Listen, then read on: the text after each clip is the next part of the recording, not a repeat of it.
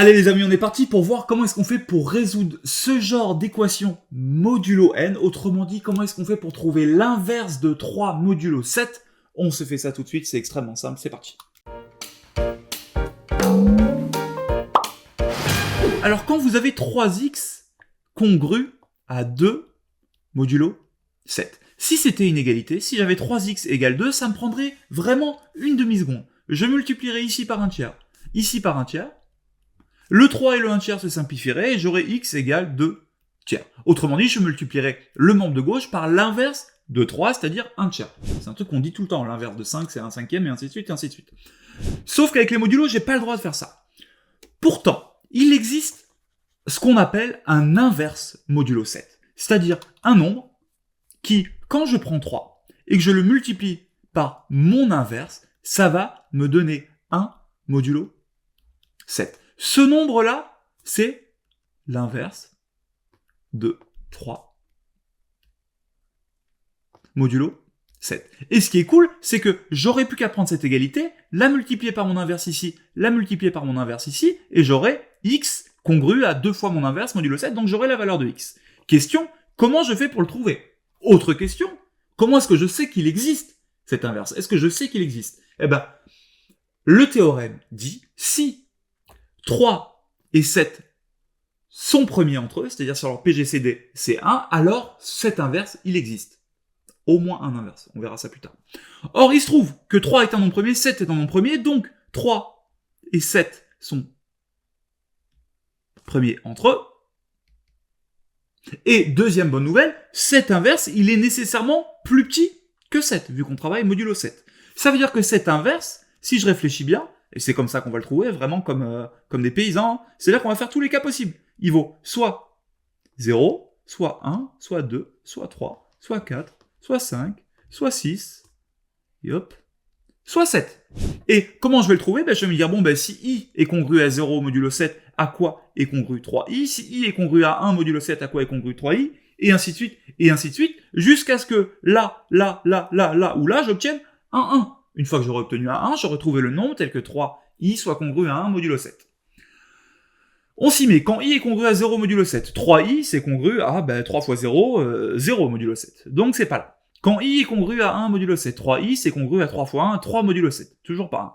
Quand i est congru à 1 modulo 7, 3i est congru à 3 fois 2, c'est-à-dire 6 modulo 7. Oui, mais 6, c'est la même chose que moins 1. C'est pas 1, c'est la même chose que moins 1. On continue. 3 fois 4, 12, modulo 7, c'est congru à 5, toujours pas ça. 3 fois 4, 3 fois 3, 9, pardon, congru à 2, modulo 7, 3 fois 4, 12, congru à 5, 3 fois 5, 15, congru à 1, modulo 7. Donc, un inverse possible, c'est 5. Donc là, ce que je pourrais faire, c'est tout multiplier par 5. Mais regardez, on aurait pu le trouver avant. En effet, si 3 fois 2 égale moins 1 modulo 7, je peux prendre les deux côtés et les multiplier par moins 1. 3 fois 2 fois moins 1 est congru à moins 1 fois moins 1, donc 1 modulo 7. Donc 3 fois moins 2 est congru à 1 modulo 7. Donc moins 2, c'est aussi potentiellement un inverse. Et là vous allez me dire, oui mais il n'est pas dans le tableau là. Oui mais on raisonne modulo 7.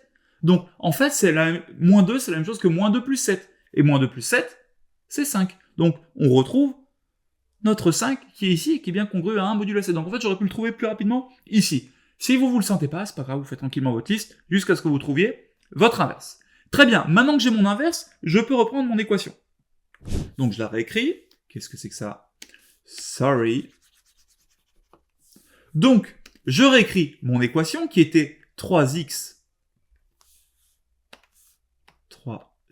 est congru à 2 modulo 7. Je vais prendre les deux côtés et le multiplier par l'inverse de 3 modulo 7, c'est-à-dire 5. Et je me retrouve avec 5 fois 3, 15, donc x qui est congru à 2 fois 5, 10, donc 3 modulo 7. Attention! Le problème de la multiplication qu'il n'y a pas dans l'addition, et qu'il n'y a pas dans la transitivité, donc dans le remplacement, c'est qu'on perd la double équivalence. On a juste ce donc. Donc là, on ne peut pas vraiment affirmer comme ça que les solutions, c'est l'ensemble des x qui s'écrivent 7k plus 3. Il va falloir faire un petit coup de réciproque. Donc, on l'a fait dans un sens, on va le faire dans l'autre. On va repartir de x est congru à 3 modulo 7, et on va tout multiplier par 3 pour voir si on obtient bien ce qu'il nous faut. Donc, 3x est congru à 3 fois 3 modulo 7. Encore une fois, attention, j'ai gagné juste une simple flèche, mais ça tombe bien parce que je voulais partir de là et arriver là. Donc, 3x est congru à 9, qui est congru lui-même à 2 modulo 7. Donc, j'ai bien 3x congru à 2 modulo 7. Donc, on a retrouvé notre chose initiale. Donc, on a bien montré que